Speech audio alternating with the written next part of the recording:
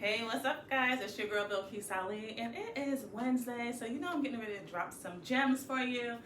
Today, I want to talk about if you are really working your checks, okay? Whether it be your Q 15 minutes, your Q half hour, your Q 2 hour, your one-to-ones. Are you working the steps, all right? Now, a lot of times, if you have a resident and they are like a frequent faller, right? And you felt like you exhausted all of your interventions, all right? Then you might go to the, you know what, we done tried everything. Let's put them on Q 15-minute checks, okay? Now, you put that person on Q 15-minute checks, and guess what? The person still falls. And that's what I want to talk about today, all right? Because if you're not asking, if your staff going in there are not asking questions, then you're not going to produce the outcome, all right? So let's not just put these Q 15-minute checks, these Q 1 hour checks, these one-to-ones in place without having an outcome. What outcome are you trying to achieve, all right? Now, granted, there's going to be some residents that you have tried to do everything, but they're still not falling. But I feel like as providers, we can take a deeper step, all right, and start looking at the big picture, all right? So instead of your CNA going in there and just marking, oh, okay, I went and seen this person, here's my Q 15-minute, and I'm just going to sign my initial saying at 9:30, I saw the resident, all right?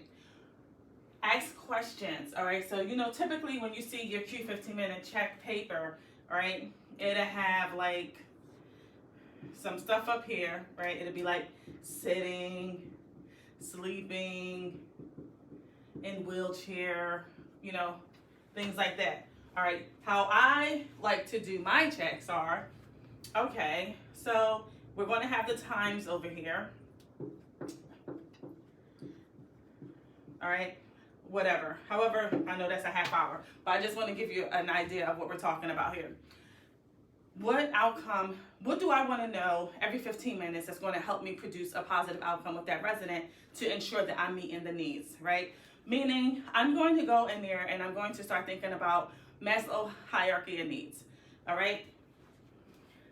I'm going to be trying to see if they are thirsty, hungry, restroom, all right? Pain. I'm going to start asking some of these questions every time I go into the room, right?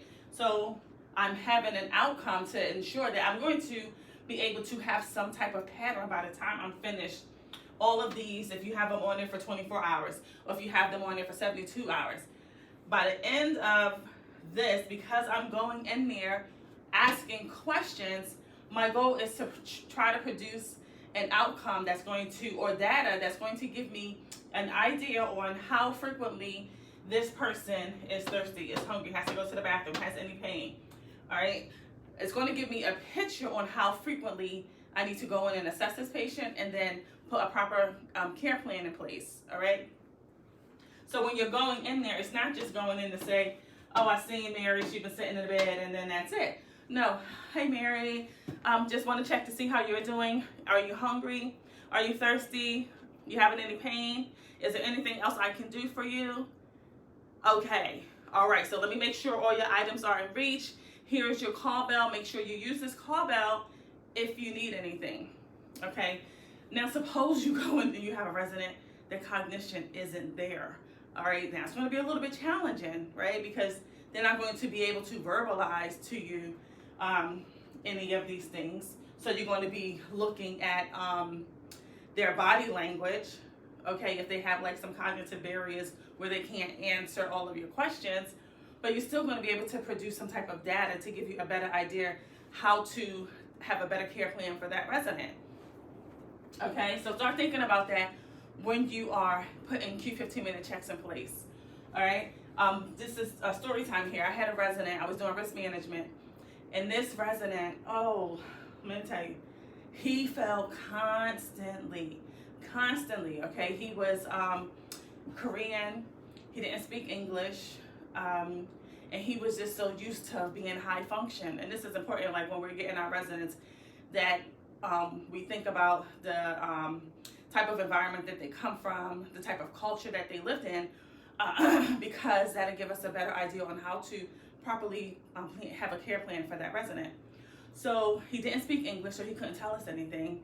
And I would talk to this family all the time. Okay, I have done like literally everything. Finally, I had to strip him. Okay, I had to strip him of every intervention that he went into place. And I had to tell the administrator, listen, I need a one-on-one. I need a one-on-one with this man, okay? I had to put him on a one-on-one. And of course, we're like, oh, you know the cost of one-on-ones. Okay, yes, we hate them. But when you can have a goal in mind, all right, of not just having them a one-on-one, all right, again, having a person on a one-on-one, I call it a diary, all right? I would call it a diary. And any time that resident did anything, that staff, I trained that staff, okay, I put a bunch of questions on there, and I trained that staff to say, I need to know every time he moved, what is he doing, what time is he doing it, how long is he doing it for, because he could not verbalize to us any of his needs. All right, so how are we going to provide care for to someone who can't communicate? All right, I had a meeting with his family, told him to bring in anything that he liked to do when he was at home. All right, they will bring him in newspapers, just everything. Okay, so I had to duplicate that home life environment into his environment right now. All right, we did this for 3 days. Okay, 3 days. Then I did a nice report on it, and then we were able to then re-add some interventions based off of the data that we put in place. All right, from everything that we observed during that time.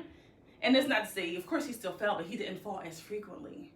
All right, because we knew that, okay, he's getting up every morning at this time. He's going to the bathroom every, hour. I forget exactly his whole plan of care, but we were able to then channel in a little bit to provide a better care plan for him.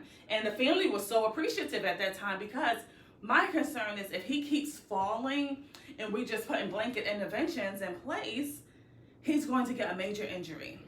All right, he's going to get a major injury, and I did not want to have that major injury. So if you have a resident and they are your frequent fallers, and you just really can't channel into any type of rhyme or reason, ask your person to do a one-on-one geared with an outcome, asking questions, major on the observations to then produce a proper care plan specifically to meet the needs of that resident. All right, yes, it's a lot of work. It's a hell of a lot of work. And guess what? I know, so you might be thinking, one-on-ones, we can't even get staff now. How the hell are we going to have a one-on-one? Trust me, I get it. But you do not want to have a major injury off of someone who continues to fall, and we're not taking a deeper dive into root cause analysis, especially when they have communicative deficits. All right, so let's start thinking about that. And as always, when you have residents who have any type of incidents and accidents, you want to do your root cause.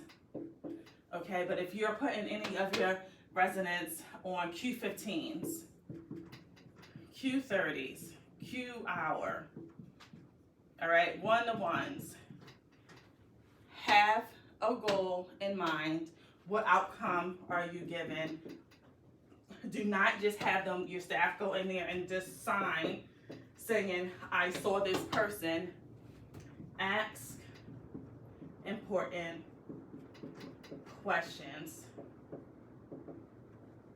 Okay, focus on Maslow.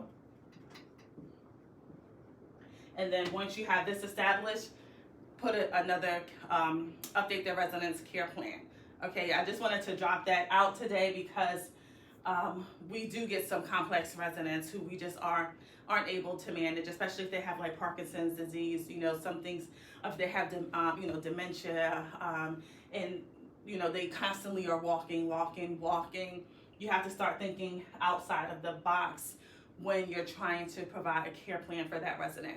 All right, so that's what I wanted to talk about today. And the reason why I did it, because I saw this pop up in a group. It was like a question in the group about Q15 minute checks or one-on-ones or something like that. And so I felt like, if one person has this questions, I'm sure other people will have it too. All right, but I wanted to make sure that we're not just putting them on without having a goal in mind. All right, ask questions in order to meet the needs of the resident. All right, and so that's the Wednesday drop for this week. As always, like, comment, and subscribe. And if there's anything that topics you like to discuss, please let me know. But more importantly, please provide feedback. All right, provide feedback so that then I can continue to post videos that are assisting you, okay? The nurse leader, the director of nursing. All right, until next week, have a great day.